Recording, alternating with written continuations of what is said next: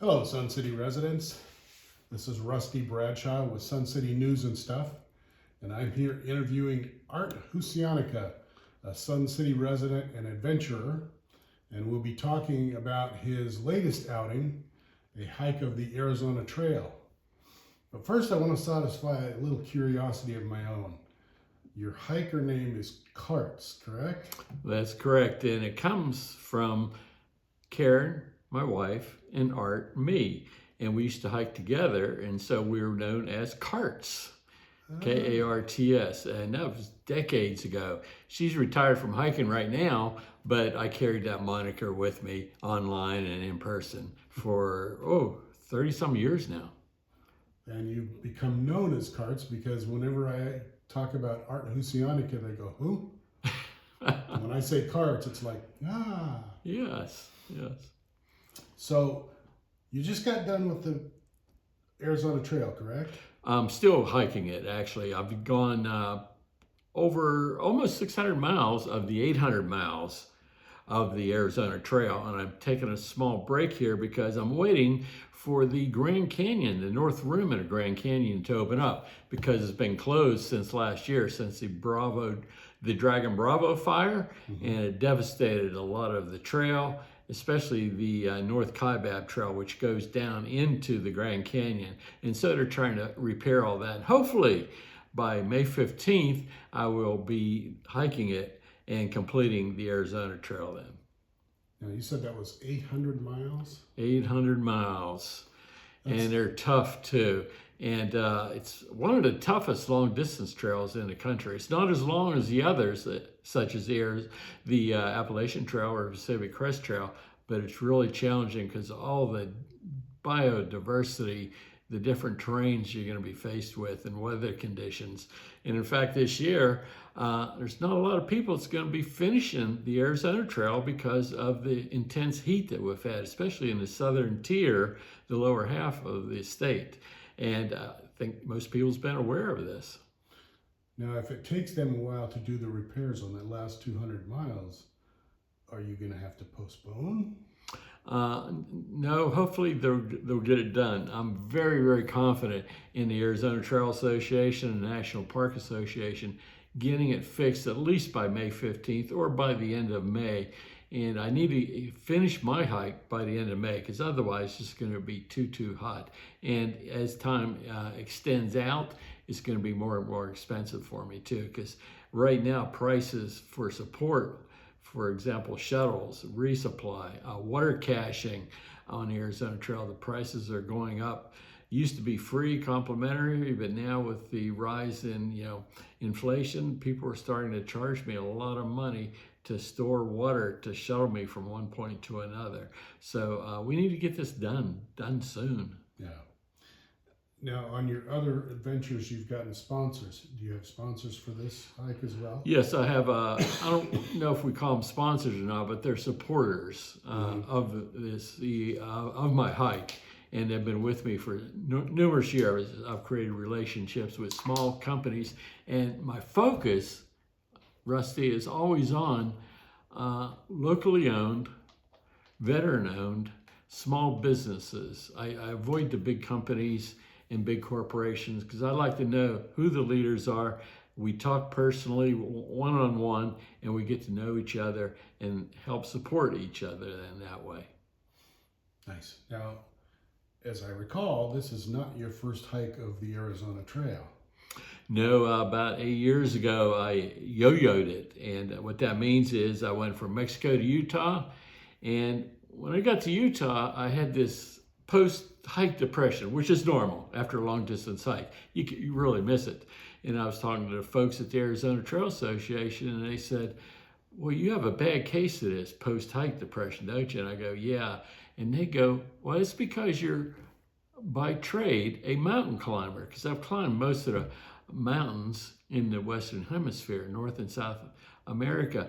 And they said, you've gone to the summit, you've gone to Utah on the trail, and then you went home. So you feel like you haven't actually completed the climb or the hike.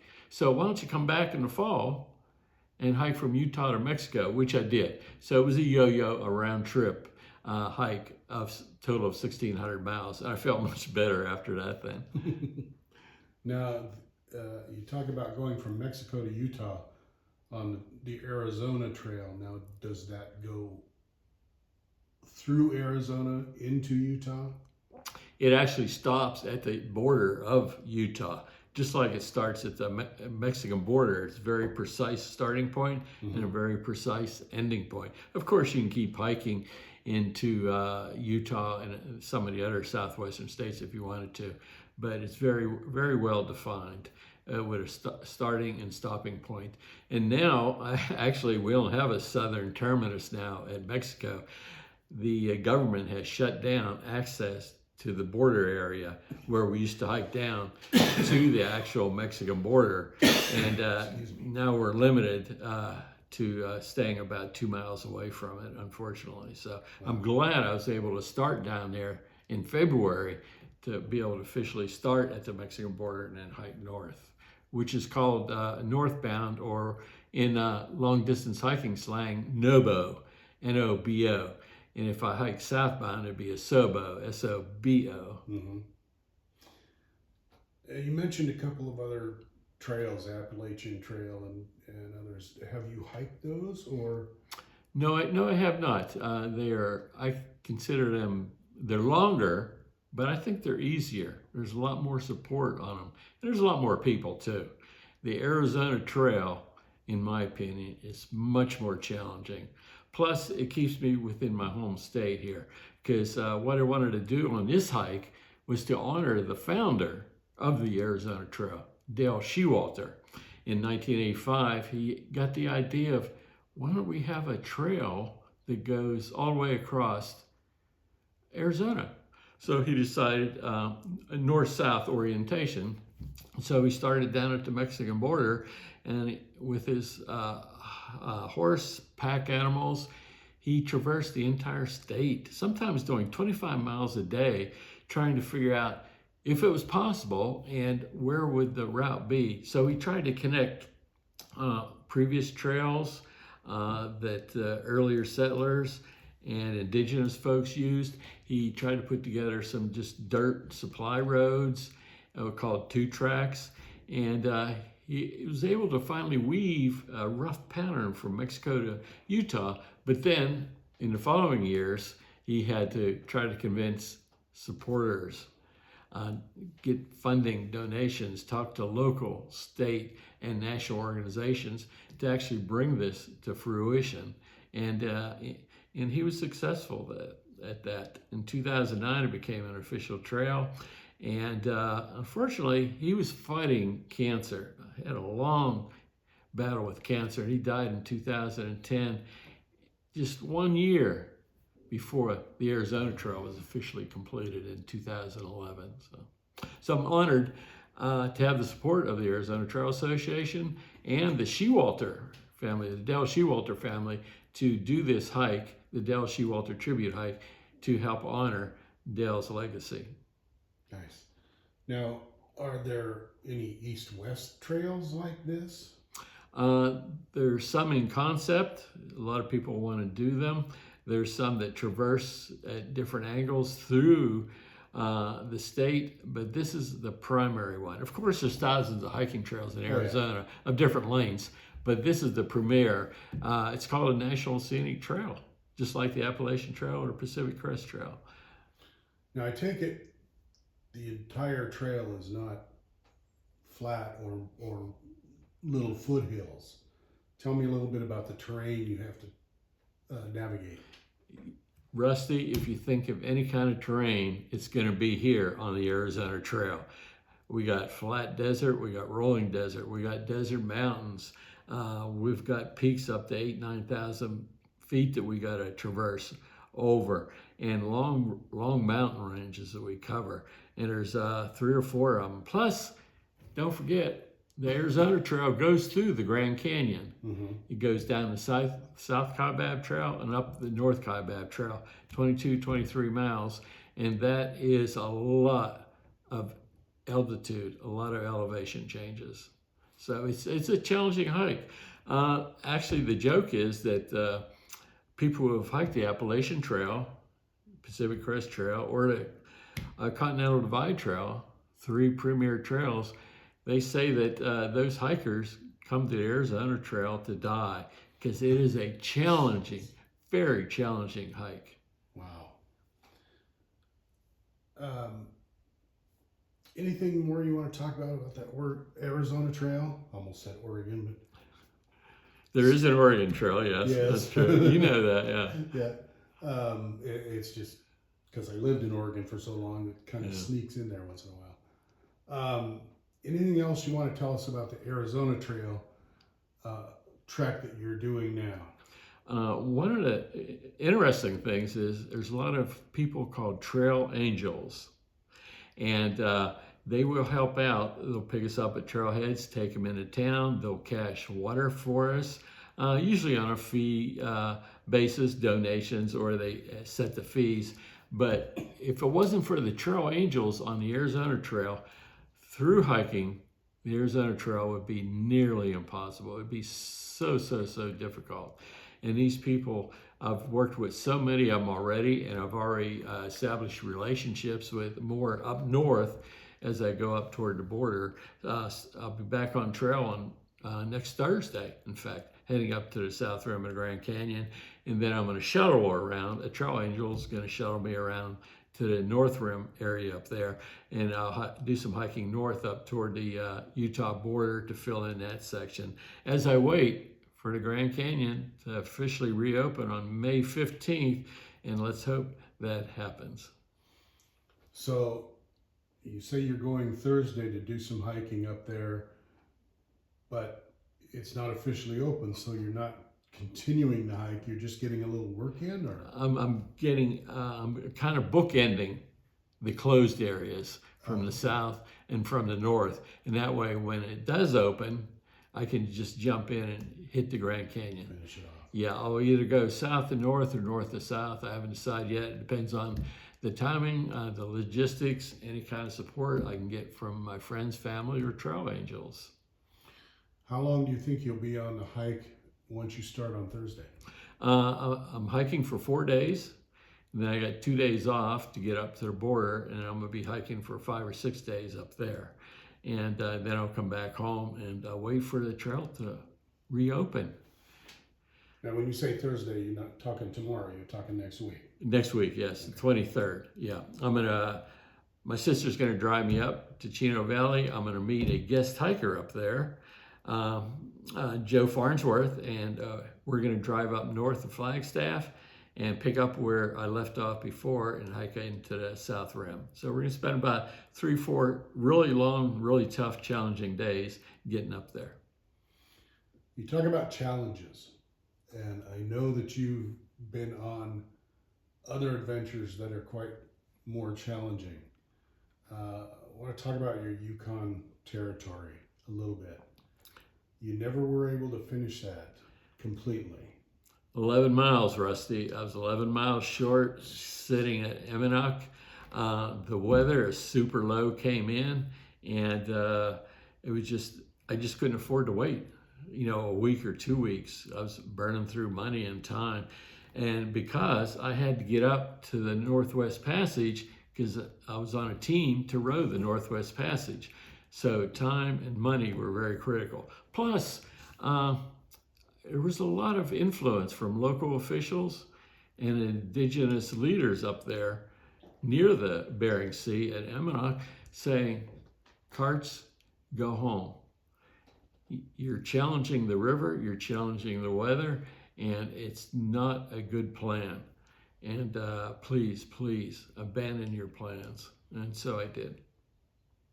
Any thought of going back and trying again? My wife Karen says no. Tell me about some of the other adventures you've been on. I hold records in Death Valley for double solo traverses. I've paddled and boated down the entire Amazon River, 4,200 miles. I've did a lot of climbing, a lot of hiking. I've been on the Bear Grylls show. I've gone through Bear Grylls survival training, and I passed that. I survived. And it's just ever since I was 10 years old, Rusty, I had this adventurous spirit about me. Of course, I have had 2 careers, one in the Navy and one in higher education. It kind of spaced things out a little bit, but I've always had a desire to be out there, to climb that mountain, to cross that river, to see what was on the other side of the river, to see what was on the other side of that hill or that mountain. And it was just ingrained in me since I was 10 years old, and my mom couldn't keep me at home. I was out gone. Do you ever think that enough is enough? Just between you and I, Rusty, I'm afraid. Since we're on video, I'm afraid of growing old. I'm afraid of dying, and so I'm pushing myself as much as I can to stay healthy and active. Bear Grylls and I have talked at length about this, and we've talked recently about it too. What are our children, what are our grandchildren going to think about us as we get older? And we don't want to become couch potatoes. We both are very focused on staying very, very active. You think you'll go back on his show? I see commercials. He's doing something else now. We talk occasionally about possibilities of different projects. Some of them included him and his son and me and my son, but it just hasn't worked out. And I was hoping he'd be able to come hike with me for a little while this year, this spring, on the Arizona Trail. But the scheduling and everything just did not work out. As you can imagine, I got my own schedule and priorities here on the trail to finish it to Hunterdale, and he had a lot of also obligations that he schedules years ahead. So, I've seen a couple of posts where you're talking about the beads of courage. Mm-hmm. Tell me about that. Beads of Courage is my favorite charity of choice for all my adventures. It's a arts and medicine program where children who are faced with incredible challenging medical issues, for each procedure, they receive a bead. It's different colors. There's just thousands of different ones. So every time they get a shot, every time they have a blood test, every time they get an x-ray or MRI, they receive one of these beads. It's just such an incredible program, and it's continuing to grow. Nice. Any other things like that you're passionate about? I'm passionate about where I live in Sun City here. You already know that. I'm a member of the Sun City Hikers. I've been active in that organization for, I've been here for 14 years. So it's been 10, 12 years. Same way, 10, 12 years with the Sun City Prides, helping to keep Sun City beautiful. And those are my 2 big local passions, besides trying to be a good neighbor to everybody around me here. I think that's one of the things that people enjoy about Sun City. Now we've got the homeless encroaching and things like that as the city's enveloped the community, but I think that spirit of community still survives, and I think people really enjoy that. Oh, it does. It does. It really does. It is never going to go away, too. Even as newer, younger folks come in, they learn the value of it. And I talk to a lot of them. I'm trying to get them interested in being active in volunteers. There's so many organizations. There's so many ways here to help out. And you've been active in so many different ones, too. So you know where I'm coming from. Yep. Okay, Art, anything else you want to share? No. Let's get back on the trail. Let's finish this Dale Shewalter tribute hike. And what's my next adventure? I don't know yet. I got a lot of things in my mind, but I got to clear it with my boss, my wife, Karen. Yes. All right. Well, thanks for taking the time with me, and good luck on finishing your Arizona Trail, and good luck on any other adventure that you get approved for. You're very welcome, Rusty. We'll see you soon. All right. Thank you for watching.